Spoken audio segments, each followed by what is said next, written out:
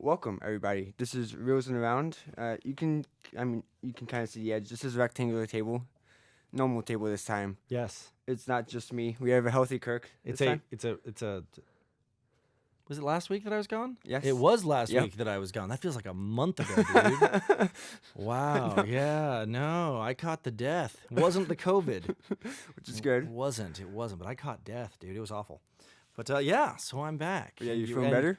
A little bit. I Okay. mean, well, yes, I'm up and I'm not like wanting Dead the on the world floor, to end. but yeah. But like, no, as you can see, we've reconfigured the studio. It's the same old studio, but we're making incremental innovations and changes and upgrades. So, yes. How are you today? I'm doing good. How about yourself, Kirk? Doing well. What did we watch this week? This week we watched Three Billboards in Ebbing, Missouri. Missouri is correct. I'm not giving him crap. We got 4 states wrong before we got to the correct state. Or is it you said? I said You Montana. said Montana. I said Wyoming. And then, for the record, I was closer. Mine was at least an M-O, but it's Missouri. And yeah. Yeah. And yeah. Okay. Jeez. Okay. Let's talk about it. How was it? Oh, getting ahead of yourself. I am, in fact. You caught me. Cause Let's do it. we got to talk about director, writer, all of them. Hit me up. people. Martin McDonagh. McDonough? Yeah. May I see it? What's his? Yeah, McDonough. McDonagh. He was the director and the writer. Cool. It's both. In Bruges. In Bruges. In Bruges. Words are hard. Yeah, they are, especially that one. It's a funny little country. And you got it's a country. Interesting. Okay. 7 Psychopaths, 6 Shooter, which those are some other ones that he has directed and written, I believe. Yep. You got Frances McDormand, Yes. Mildred.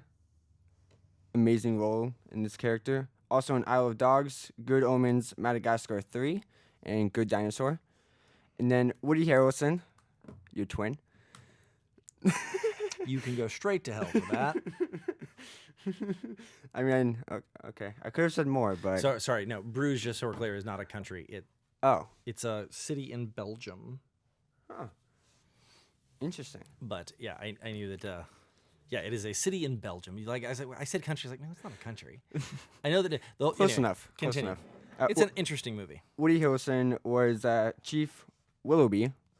Yes. He's also in True Detective, Hunger Games, which reminds me of another movie I watched, Hungover Games. Oh my gosh. And then, most famously, Zombieland. Yes. The fact that you just said most famously Zombieland.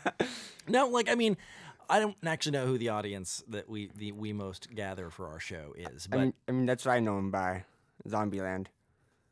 so people that are my age will always remember him from Cheers.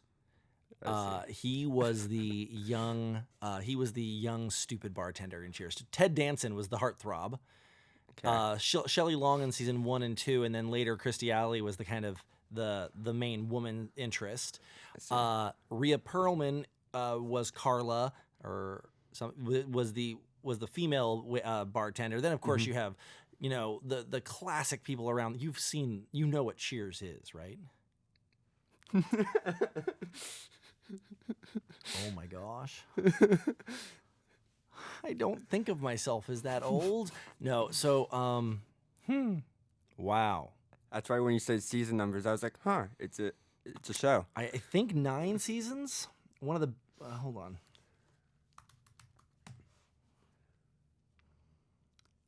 11 seasons.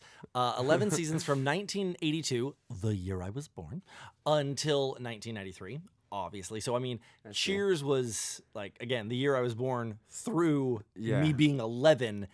It was a mainstay of my childhood and everyone else that was alive in the 80s. I mean, to be fair, I wasn't alive in the 80s. So. For the record, it got canceled the year you were born. No, 10 years. No, sorry. I forgot. It was my last co-host that was 10 years younger than me. You're 20 years younger than me.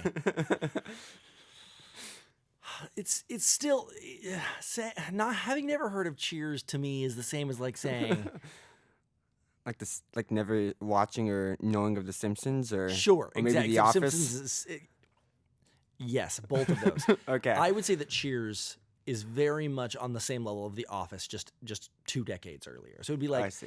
Cheers to Friends. You're familiar with Friends? Yeah. Cheers was a cultural phenomenon like Friends was the following decade. I see. And like, How I Met Your Mother was the following decade. Okay. Anyway, we are so off track here. So yeah. Wow. Never having heard of Cheers. But this is how, here, hold on, let me pull up this picture for you. Oh wow. That is Woody Harrelson. Right there. And that is what the rest of us know him from. Us old folks. But continue telling me about Zombieland. Not about Zombieland. It's Three Billboards in Ebbing, Missouri. So, quick little synopsis Okay. for anyone that has or hasn't watched it. If you have watched it, you already know what it's about. But this mother of 2 children, a daughter, there's no, so many ways to end this sentence, man. Just pick one and go for it. I was gonna say something like the rapee or something like A daughter, the mother of a young woman who died tragically during a sexual assault. much better wording. Yeah. Jeez. A woman whose daughter was assaulted and killed. If you wanted to go straight with the Yeah. word, raped and killed, because that's what she says. yeah. Like there's so many ways to, but continue. Let's just move on down the road. Basically, she was mad at the police for them not doing anything about the rape and murder. It's been 7 months 7 after the months, fact. So she paid 3 billboards, or she got 3 billboards in a row to talk about this. And yeah, Yeah. It is, from a story structure, I will say, one of my favorite movies I've seen in a while from a story structure. Like, not from a sheer enjoyment standpoint. Like, I've seen movies I've enjoyed more. Yeah. But like, as this film was structured, oh my gosh, it was masterfully structured. It was, I mean, they made some mistakes. Now, for those mistakes is air quotes, like, because they weren't mistakes, but like when it opens up, the way they introduce what happens, she walks into the advertising agency, the municipality place, and she goes in and says, what are the rules? What are this? What is that? And she goes, here's what I want the billboards to say. And he looks down and says, oh, so you're Angela, mother. We still don't know what happened to her. We still don't know what the billboards say. But what an amazing way to introduce the level of drama. The level of, like, we don't know what they say at all. So we don't know the backstory at all. This is like the opening scene-ish. yes. We don't know that a girl is dead. We don't know what has happened. We don't know anyone's name. All we know is that seeing the contents of 3 billboards, it was such an amazing opening scene. It tells me everything I want to know while not telling me too much. It was such a good opening. And the movie just continues like that, with each new plot development happening in a way that worked beautifully, but was not in any way contrived or in a way I'd seen before. Yeah, and like while watching it with you, there's some parts where you're like, I'm confused where this is going, or like you did not see what was around the corner. No, and I mean, like, up until the last shot, like the literal last scene of the movie, I'm like, I don't know how this movie goes anywhere. And then it just stops. It doesn't go.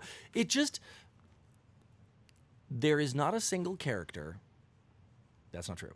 There's not a single important character. Like, of the 3 main characters, Sam Rockwell, Woody Harrelson, and Frances McDormand. Yes. In reverse order, because that is almost that is quite literally in reverse order of importance. So Frances McDormand, Woody Harrelson, and Sam Rockwell.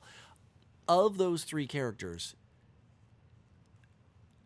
none of them is static. They are the most dynamic characters, and they're dynamic in a way that was like utterly believable. Like, Sam Rockwell at the beginning starts off as a true militant racist. Yes. And at the end, I'm not saying he's not a militant racist, but like at the end, he is a redeeming, he's not redeemed.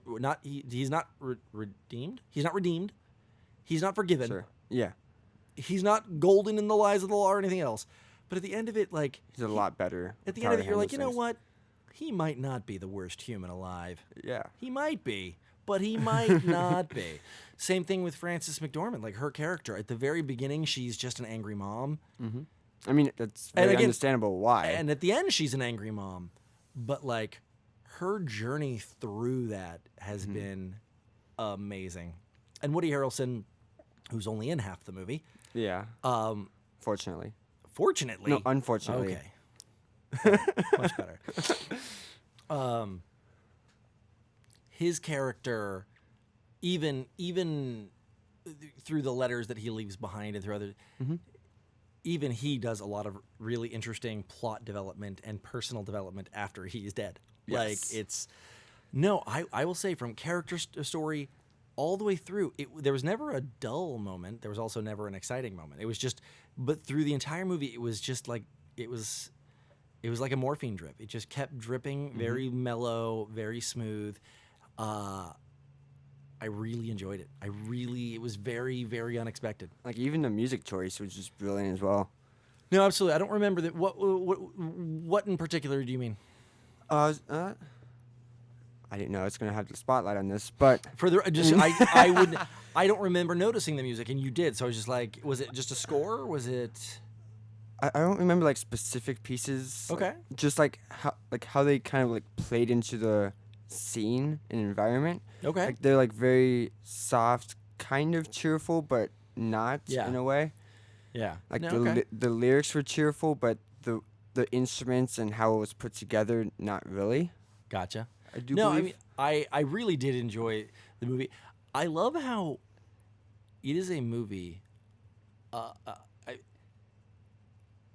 I went in. There's a lot of, pseudo liberal, and I am liberal. So there's like there are a lot of like, I don't want to call them propaganda pieces. There are a lot of heavy-handed films out there that are like, justice must be paid, or like, there's a lot of them out there.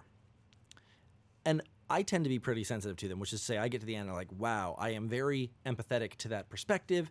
And what I thought was really interesting about this is that I understood what she was doing, but agreed with the town from the very beginning.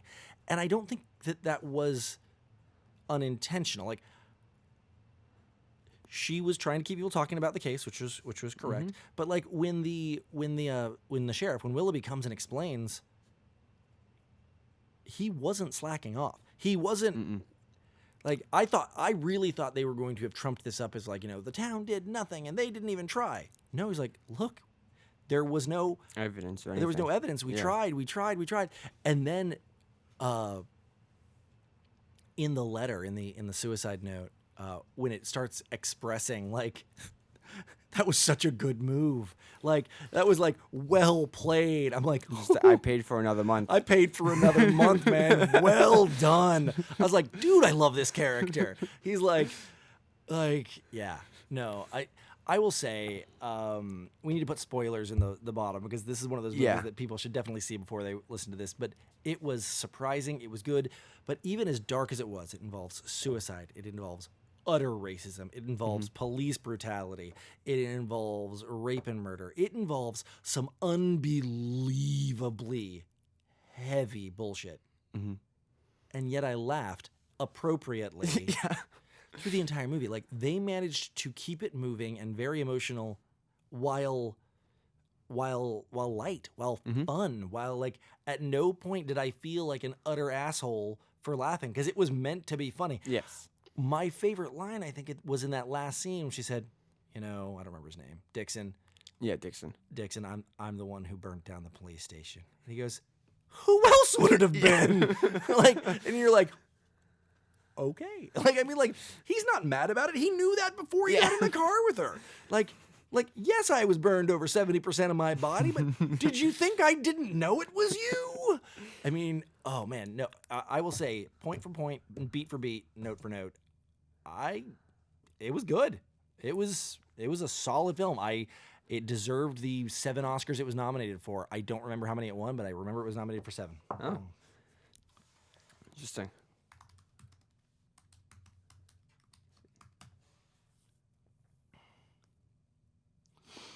Okay, let's check the Google. Let's see. I'm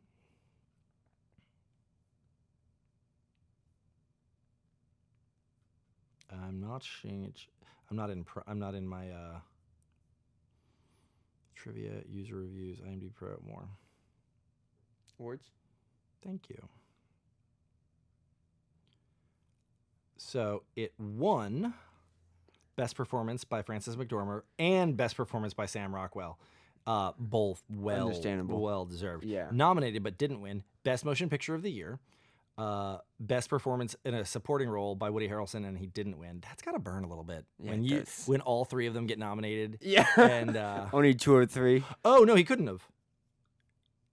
Best Performance. Oh, because Sam Rockwell got it. They literally, yeah, like neither of them got it for Best Actor. They were both Best Supporting Actor, and Yeah. it had to go to one of them. And I gotta admit, he's in less of the movie. And not that, freaking Maine Judi Dench won an Oscar for 8 minutes of screen time. But I will say that I think that Sam Rockwell did actually deserve it more. Best achievement in music. You were absolutely right. It was Best Original Score, Carter Burwell. Good. Yeah. You're correct. Best Original Screenplay, Martin McDonagh. And Best Achievement in Film Editing, John Gregory. Those were the nominations. Winners, Best Motion Picture Drama for Golden Globe, Best Screenplay, Martin McDonagh, Best Performance, Frances McDormand, Best Performance, Sam Rockwell. Nominee, it also was Best Director and Best Original Score. Again. But so he was nominated for both an original, for a Golden Globe and an Oscar. Won neither, but whatever. It also got a bunch of BAFTAs. It also got a bunch of Screen Actors Guild Awards. And again, I used to really, really follow award season. I haven't in the last few years, but I will say that I don't. This was a good movie. This was a solid. Yeah. Talking about the movie, the past movies that we've been watching have been about history, and I feel like we should do a new segment. Okay. History with Kirk. Okay. So. Wow, that just happened. If you were listening to the podcast version, I would urge you at this point to go check us out on YouTube, where you get to see that. Continue. Yes. So after the movie, you told me that this was kind of, but also more or less based on a true story. So you want to tell us more about that? Inspired by true events, which is to say, it really happened in Texas, not in Missouri. It wasn't a woman; it was a man. The person. Mm-hmm. Or was it still the 3 billboards, or? Yes, it was 3 billboards outside of a small town in Texas, and the case remains to this day unsolved. They never found out how or who or what happened. And it same as in the movie. Same as in the movie, and it is just a man. I don't want to get into the particulars of the case simply because I haven't done anything anywhere resembling enough research to do it justice in any way. Yeah. So, but yes, it was based on a true story that actually happened in Texas. The person wasn't a Frances McDormand. So the divorce and all that different stuff didn't happen. Was kind of. I saw several different articles talking about the truth versus the movie, and I'd say go check those out if you're interested. But it was based on a real case in 1991 in Texas. I see. So the other, the past movies we were watching, the location was actually the same, and it was more truly based on the event than this one was. Right. Which one would you rather see? So there's an interesting dichotomy here of there are ways to approach the problem, which is to say, I'll use 2 different directors. I'll use Oliver Stone, may he rot in hell. I think that is his full name, and Gus Van Sant, who has his own issues. But so when Oliver Stone wants to tell a movie, he tells his movie World Trade Center, or World Trade Center or JFK, or when he wants to make a movie about a thing, he makes a movie about a thing, and the stuff he makes up and changes and gets totally freaking wrong doesn't matter. Doesn't matter at all, because I'm just telling a story here. So, like, the JFK thing, coolest conspiracy in history, he made shit up to make it more interesting, idiot. World Trade Center, same thing. Things were done that weren't accurate, but they were cinematized. And you can argue, well, you could never tell a 100% true story. That's over here. On the other hand, you have things like Gus Van Sant. When Gus Van Sant wanted to make a movie about the death of Kurt Cobain, he didn't want to cinematize. There's no way you'll ever get that story correct. There's no way you'll ever do anyone justice. So he made the movie Last Days, starring Michael Pitt, that is just, if you look at the cover of Last Days, you know it's about Kurt Cobain. But it really isn't. It's important that it's not, it's same thing. When he wanted to make a movie about Columbine, it's not about Columbine. The movie's called Elephant. It's a different school.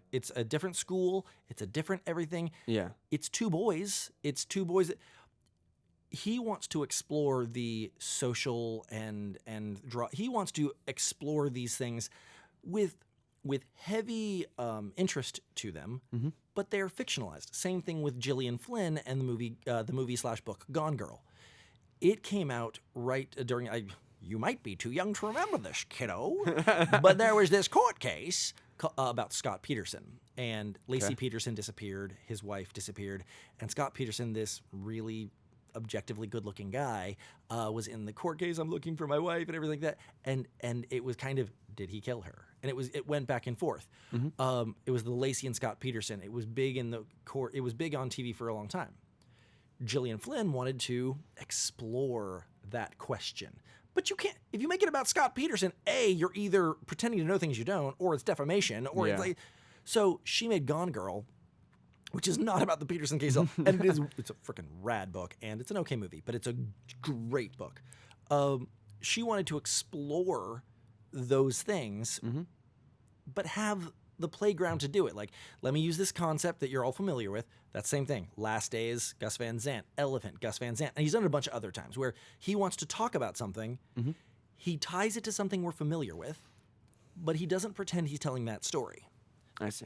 And over here we have Oliver Stone, who just pretends to tell that story, but while getting it wrong. So, or we could do the same thing for the Johnny Cash movie, or the J. Edgar Hoover movie, or the I said Johnny Cash, the Ray Charles movie, or any other biopic that's ever been made that has been like either wildly inaccurate or wildly celebratory of someone who might not have deserved it, or only celebrates the good bits and ignores the problematic bits, or like there's all these. If I had to choose, I would rather watch a Gus Van Sant film. I would rather watch this. Because this was a fun way to explore a concept without demonizing anyone in particular. That is true. Or heralding anyone in particular. Frances McDormand is not the good guy. No. She's the victim. Yeah. I mean, her daughter is the victim. She burns down the police station. She nearly kills Sam Rockwell. Yeah. She drills a hole through the dentist's hand. Frances McDormand, whereas maybe an anti-hero, is not the good guy in this story. Yeah. Sam Rockwell isn't the bad guy. He's the villain. He's the antagonist. Like, and you can't do that in real story. You can't, when you do that with real people in history, you are making a statement. You have to. You are making a choice. You are making a statement. You are presenting the information the way you're presenting it, and that is it.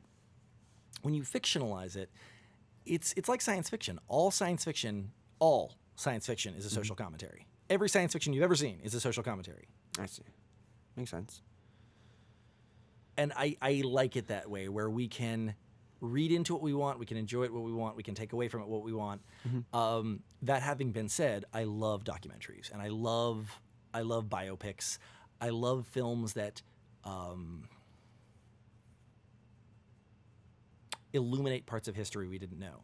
But like I'll tell you, when I started researching P.T. Barnum after seeing The Greatest Showman, the wild inaccuracies just drove me crazy. Like, damn, I really wish they'd have called it The Greatest Showman and had it be about P.T. Barnabelly and pretend it wasn't like, and not pretend that it was P.T. Barnum's story, because it was not. I see. Yeah. It wasn't. And yeah, that's your history lesson off the top of my head. I didn't know that was coming. I was just Kirk rambling off the top of my head. So now let's get into more familiar territory. Okay. The shots. I want to point out two in particular. Two in particular. Okay. Yes. One, and these are two that I haven't seen before. Well, one I have, but sure. First one I haven't seen before. The shot on top of the car made it seem like you're playing Forza or something, where you see like the top of the car and like what's ahead of you. Yeah. Interesting shot choice. It was an interesting shot choice, and I will actually say what was jarring most. I have seen shots from the top of cars before. I've seen shots from the hoods of cars before. I've seen that.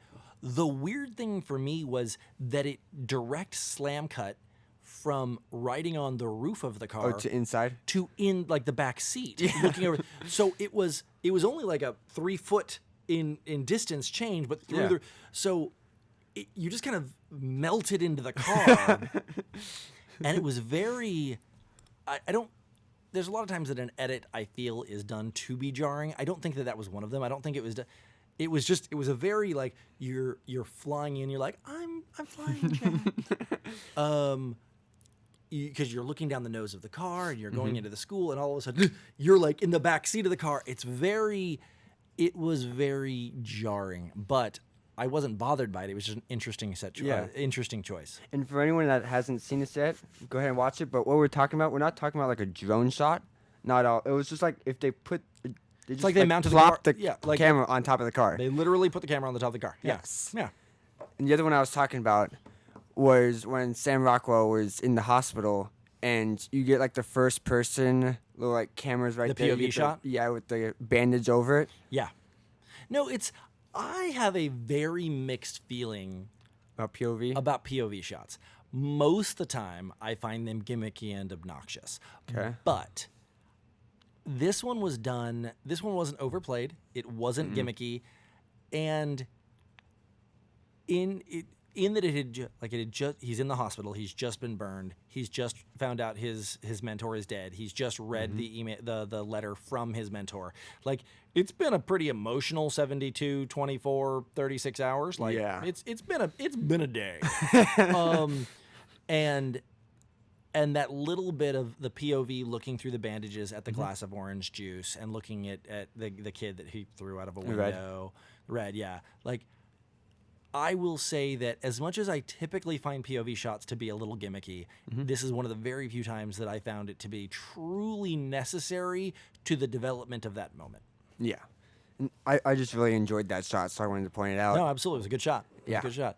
No, I think lyrical might be the only. My daughter is 12, and she's in dance, and she's like 8 different dance classes because she just loves to dance, and she's in jazz and hip hop and and tap and like all those different classes, ballet and contemporary. But the one that she's started doing recently that she really likes is called lyrical, and it's one of my new favorite words. Because after watching her, these recitals and the lyrical dance, I was like, no, I get it. I that's a good name for it. It's very just. It's like it shows emotion. Or it's very lyrical. It's very, and so I would say that the shot patterns in this particular, it was not like, how I love to talk about how when the camera becomes a character. The camera in this was not a character. It was It was just, you were just watching, but the camera movements were very lyrical. They were soft and they were on time and they moved. It was nominated for best editing and it didn't win, but it was paced and shot very lyrically. And as much as that sounds like I'm making fun of it, I really liked it. I thought a lot of handheld shots too. Lots of handheld, but not shaky Jason Bourne shots. Yeah. People my age will get that joke. It's like handheld in a good way. But in a good way, right. Couple weeks ago, I want to say it's more than a couple, but when we watched Bullet, we were talking about how slowly paced that one was. Yes. This one, I don't know if it was equivalent, but it was also kind of slowly paced. Like when Right. the So why did you cuts like this in- one and not like Bullet? no clue. I have no excuse. I have no excuse now. I don't know. I don't know the answer because there's a difference. I really would love you to, like, one day I'm going to make you take like 3 movies and do a full breakdown of them. Okay. But like, because slow and slow aren't the same thing. Yes, they are, Kirk. They're both called slow. I know. But like, the problem with Bullet wasn't the pace of the shots. It was the pace of the film. It wasn't the pace of the film. It was the pace of the shots. It's that they were cut on weird times. There were several times the editing was different back then. It was literal reel-to-reel cutting and Yeah. pasting. There were times that the editing in Bullet, your modern cognition, your modern 2021, brain did not, it cut off frequency. It cut off pace. I see. This one was slow, but it was on tempo and it was on beat. And those are 2 different things. Bullet you didn't like because it didn't hit on the marks that you had been trained to look for. This movie nailed the marks. Both of them had a tempo that was slow. Yeah. But that's not why you didn't like Bullet. You didn't like Bullet because it was cut weird to your 17-year-old 2021 eye. I see. That makes sense. Yeah, because some of these shots I want to say were like 20 plus seconds long. Absolutely. Yeah. Absolutely. Like a majority of them. No, and I mean, So- I had to watch some shows with you that have some epically long shots back when that was impressive. Nowadays, there are ways to hide cuts so seamlessly, and CG has made frame interpolation and other things so easy that the art form of filmmaking, as I knew and grew up with, doesn't really exist anymore. Now there are MoCos, which is a motion control arm. There are MoCos and CG and motion capture, which is different than motion control. There's all these things that nowadays your film is limited truly by your imagination, and that is it. Yeah. Period. I mean, from movies like Cloud Atlas all the way down to now we're doing deepfake stuff where we're putting Jeff Bridges in Tron as a 20-year-old, and it wasn't perfect, but it wasn't bad. Like, Yeah. it was okay. We're putting Michael Douglas in flashback scenes of the Marvel movies as a 1970s Michael Douglas. Same thing with Robert Downey Jr. We're putting him in as a 1980s looking Robert Downey Jr. And nowadays, the computer and the MoCo and the motion capture have changed. You now are limited by your budget and your imagination, and that is it. Whereas, when I was going through film school, we heralded like amazing innovations of keeping cameras smooth, or these shots that were 7 and 8 and 10 minutes long, which think about the unbelievable orchestration. Nowadays, if you do that, it's only to show off because you didn't need to. Back then, if you wanted that long shot, you had to orchestrate a 10-minute long shot. Now you can orchestrate it and cut it up and just hide the cuts. Yeah. That's true. But man, it's the world of film, the world of digital storytelling is just so different. Back in my day, again, you make me feel old. You're welcome. Yeah, thank you for that. So, what else? We talked about music, we talked about the shots, we talked about the editing, we talked about the acting, we talked about the directing. Talking about writing too, right? Yeah. Yep. We talked about the awards and the accolades. What else is there? I guess we should go on to the topic, or not topic, but the segment that I started last week. Okay. IMDb has said an 8.1 out of 10. Would you agree with that, or No, I think it's low. think that's low? Yeah. So I would give it a 9. I would have given it a 9 out of 10. No, 8.1. That might be fair. I might have gone like 8.7. But 8.7? This was not a perfect film. There were things that pulled me out of it, but There's also some things that made you question, like yeah, I mean, I loved it. I'm not. No, the more I think about it, 8.1 might be fair. I might have given it like closer to an 8.5. Okay. if we were doing out of 100. Like if this was a grading scale, not a 10 stars, but if this was a grading scale, I would have given it a B. When I grew up, an 8.1 is a C+, and this was not a C+ film. This was a B film, so I'd have given it an 85. Okay. I agree with you. Where's the B C+ line for you in these days? B is 80. Really? Okay. Yes. So I grew up in the county to the north that had stupid high standards. So 82 to a 93 was a B. I see. So like a 92 is a B+. So I would have given this an 85, 87. This was a solid B. It wasn't So a B. that would be a B+ in my school. Or in school nowadays. Kids these days. Yeah, 93 and above was an A. 82 to 90. Yeah, it was So you would give like an 8.5 or so? 8.5. Yeah, no, this was a B movie. This was, but not a B movie like that. Like this was a B rated. Like I really enjoyed it. It wasn't an A. It wasn't an A. Might have even been a B+. So like 87, 80. Yeah. I see. Yeah. Well, in my school, 85 to 89 is a B+. So insane to me. So insane to me. But yeah, I would get around there too. Yeah, no, this was a B+ film. This was I really, really did enjoy it. I did too. Yeah. No, Okay. so now the more I've parsed it out, no, an 81 is low. Like an 8.1, an 81 is low because that is a C+, low B. Yeah. I give this a B+. So, 87 to 91, depending on which of our grading scales you were going at. Okay. So I guess the only thing that's left is what are we watching next week, Kirk? Okay, well let's talk user lists, related lists. So let's talk. Have you now we? Oh, Parasite's on there. That one was highly rated. Okay. I have not seen it. I have not seen it. Okay, so next week we're doing Parasite. Okay. We're doing Parasite, which we have to read if I do remember correctly. Yes, I believe 'Cause it's Japanese. I believe, right? Yeah, sure. Oh, this is also comedy drama. Thriller. Yeah. Yeah, I've heard nothing but good things. Same. I've heard nothing but good things. So It swept the Oscars. So Let's see if it leads up the hype. let's do it. So next week we are watching the 2019 Parasite. And as always, I've been Kirk. I've been Ronan, and this is Reels and Around on On a square table. Reels on the round on a rectangle table. I like it. I like Yes. it. I love the alliteration.